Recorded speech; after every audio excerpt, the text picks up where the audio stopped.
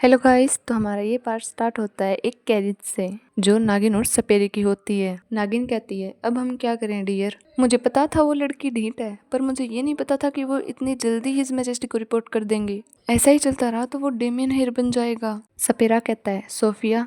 नागिन कहती है, हाँ। सपेरा डार्क एक्सप्रेशंस के साथ कहता है, कल जब तुम लेडी यूगो से मिलो तो उसे थोड़ा सा प्रवोक कर देना, बाकी सब मैं संभाल लूंगा। सपेरे की ये बातें सुनकर नागिन के दिल में जाकर तीर लगता है और नागिन को ऐसे देखकर पता नहीं मुझे क्यों उल्टी सी आने लगी। नागिन मन में कहती है, आखिर ये इतने हैंडसम कैसे हो सकते हैं। और वो सपेरे से कहती है, यस डियर, मैं उस लेडी यूगो का मूड पूरी तरह खराब कर दूंगी। हमें डेमियन के मेंशन का सीन दिखाया जाता है। डेमियन कहता है, आप लेट हैं, अगर आप किसी को बुलाती हैं तो खुद तो टाइम पर आना सीखिए। नागिन इरिटेट होकर कहती है, डेमियन तू यहाँ क्या कर रहा है। एरिक कहती है, मैंने इसे इनवाइट किया है। एरी फिर अपना चार्म बिखेरते हुए कहती है, आपने ये तो नहीं कहा ना कि मैं किसी को अपने साथ नहीं लेकर आ सकती। नागिन गुस्सा करते हुए कहती है, ये तो ऑब्वियस है, मेरे और लेडी यूगो के बीच की बात है ये। डेमियन कहता है, मैं और लेडी दोनों बिजी पीपल हैं, तो ये लास्ट टाइम है जब आपने हम दोनों को बुलाया शादी से पहले। नागिन कहती है, डेमियन तू मुझे हर्ट करना अच्छी तरह से जानता है। डेमियन कहता है, ओह ऐसा है,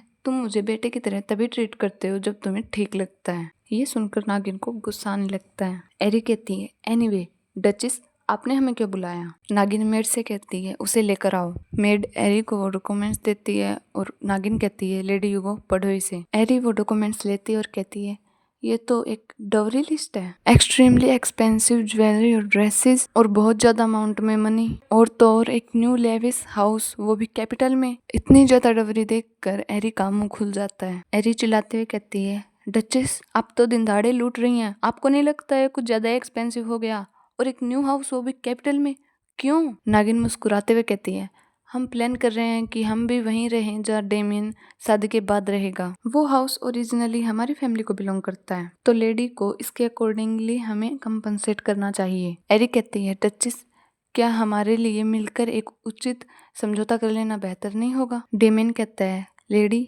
मुझे भी देखना है। एरी डेमियन को लिस्ट दे देती है। नागिन इतराते हुए कहती है, डेमियन तुम कुछ भी कह लो, यहाँ कोई कॉम्प्रोमाइज नहीं होगा। लिस्ट देखकर डेमियन के एक्सप्रेशन सीरियस हो जाते हैं। डेमियन एटीट्यूड में लिस्ट को फेंकते हुए कहता है, इसे आधा कर दो। ये सुनकर नागिन को गुस्सा आ जाता है और वो कहती है, मैंने अभी तो कहा कोई कॉम्प्रोमाइज। तभी डेमियन कहता है, मैं जल्द ही हिज मैजेस्टी से मिलने वाला हूँ। नागिन कहती है, क्या। डेमियन कहता है, अगर हम ऐसी कंडीशंस लेकर जाएंगे तो आगे चलकर दोनों फैमिलीज के बीच में इश्यूज हो सकते हैं। फिर डेमियन डार्क टोन में कहता है, तो फिर इसे सुलझाने का अच्छा रास्ता क्या हो सकता है। इसका आंसर ये है कि किसी ऐसे इंसान को ढूंढा जाए जिसकी बात सब मानते हों और उसे बीच में रखकर मामला सुलझा लिया जाए। डेमियन यहाँ एम्परर की बात कर रहा है। नागिन गुस्से से कहती है, क्या तुम मुझे धमकी दे रहे हो। डेमियन और भी डार्क वे में कहता है, मेरी इतनी हिम्मत कहाँ, मैं तो बस तुम्हें एक चॉइस दे रहा हूँ, तुम्हें इस इशू को और बढ़ाना है या नहीं। नागिन डेमियन को गुस्से से देखने लगती है और मन में कहती है, ये लड़का।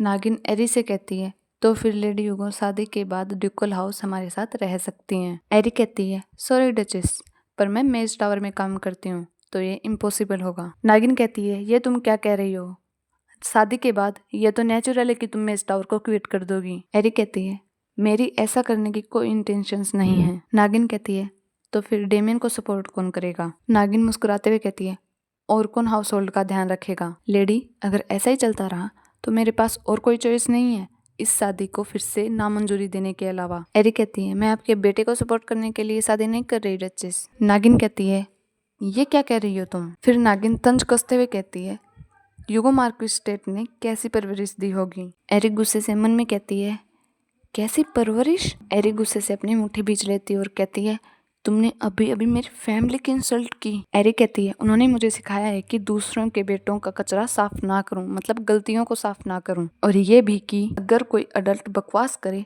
तो मैं फैक्ट के साथ बात करूं। नागिन चिल्लाते हुए कहती है, तुम कह रही हो कि मैं बकवास कर रही हूँ। एरी फिर से अपना मासूम चेहरा बनाकर कहती है, क्या। लेकिन फिर एरी अपने ओरिजिनल फॉर्म में आते हुए कहती है, मैंने तो कभी नहीं कहा कि डचेस बकवास कर रही हैं, लेकिन अगर आपको ऐसा लगता है तो ये किसकी गलती है। नागिन गुस्से से कहती है, क्या तुम मुझे मॉक कर रही हो। डेमियन कहता है, लेडी यूगो मेरे साथ कैपिटल में रहेंगी। नागिन गुस्से से टेबल पर हाथ पटकते हुए कहती है, डेमियन तुम इससे बाहर रहो, ये कन्वर्सेशन मेरे और लेडी के बीच है और हमारे न्यू फैमिली मेंबर के बीच। डेमियन गुस्से से कहता है, अच्छा तो आपने कब मेरे साथ फैमिली जैसा बर्ताव किया है? या आपने मुझे और लेडी ह्यूगो को वेंडमिर फैमिली के पार्ट के तौर पर एक्नॉलेज कर लिया है? जब तक आप उसे अपने सक्सेसर के रूप में ट्रेनिंग देने का प्लान नहीं कर रही, तब तक आपको रुक जाना चाहिए। नागिन गुस्से से मन में कहती है, तुम कह रहे हो कि मैं इसे मेरे हेयर के रूप में एक्नॉलेज कर लूं?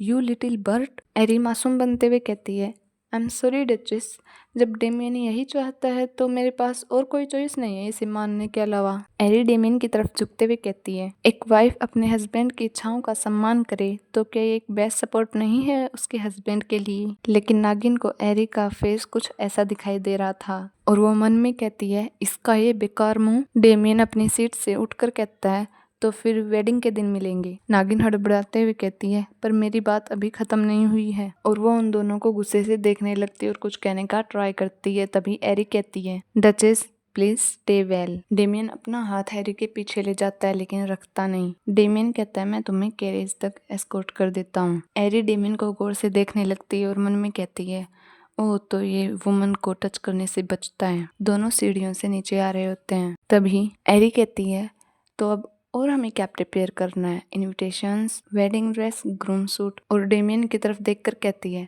और जब डवरी फाइनल हो जाए तो मुझे बता देना। डेमियन कहता है, लेडी आपको बस हाफ डवरी प्रिपेयर करनी है, बाकी की मैं देख लूंगा। एरी कहती है, ठीक है तो फिर मैं कोई कसर नहीं छोड़ूंगी। डेमियन कहता है, बाकी अब कॉन्ट्रैक्ट और मैरिज रजिस्ट्रेशन ही बचा है। एरी कहती है, हम ये काम धीरे धीरे संभाल लेंगे, मैं कुछ समय से मेस टावर के काम में बहुत ज़्यादा बिजी हूँ। डेमियन कहता है, तो फिर हम शादी के दिन से पहले दिन टेंपल विजिट कर लेंगे, और तुम्हें तो पता ही है मैं भी कितना बिजी हूँ। एरी डेमियन को चिढ़ाते हुए कहती है, हाँ हाँ तुम तो बिजी हो ही स्वॉर्ड को इधर उधर मटकाने में। डेमियन एरी को गुस्से से कहता है, लेडी ह्यूगो। एरी पतली गली से निकलते हुए कहती है, एनीवे काम के बाद कॉन्ट्रैक्ट को बारीकी से देखने के लिए मैं यहाँ रुकूंगी। तभी एरी का पैर उसकी ड्रेस में फंस जाता है और वो नीचे गिरने लगती है। एरी डर से अपनी आंखें बंद कर लेती है और कहती है, मैं तो गई। तभी डेमियन का हाथ आता है और उसे पकड़ लेता है। एरी घबराकर उसकी तरफ देखते हुए कहती है, लॉर्ड वेंडमिर। डेमियन भी एरी की तरफ चौंक कर देखने लगता है। एरी कहती है, थैंक। तभी वो नीचे गिर जाती है। डेमियन कहता है, और ज्यादा केयरफुल रहा करो, क्या होता अगर तुम हर्ट हो जाती तब तुम क्या करती? एरी गुस्से से कहती है, ये थोड़ा है। तभी डेमियन कहता है, मैंने ये ईमानदारी से कहा था, हम ये नहीं जानते वेडिंग से पहले क्या हो जाए, किसे पता शादी को रोकने के लिए लोग क्या कर बैठे। डेमियन अपने होंठ भींचते हुए कहता है, तो प्लीज केयरफुल रहो। फिर डेमियन ऊपर चला जाता है और बटलर से कहकर जाता है, लेडी ह्यूगो को बाहर छोड़ दो। बटलर कहता है, यस माय लॉर्ड। एरी पीछे से कहती है, हे लॉर्ड वेंडमिर। फिर एरी मन में कहती है, ये आज कुछ अजीब बर्ताव कर रहा है, वो इतना परेशान क्यों लग रहा है?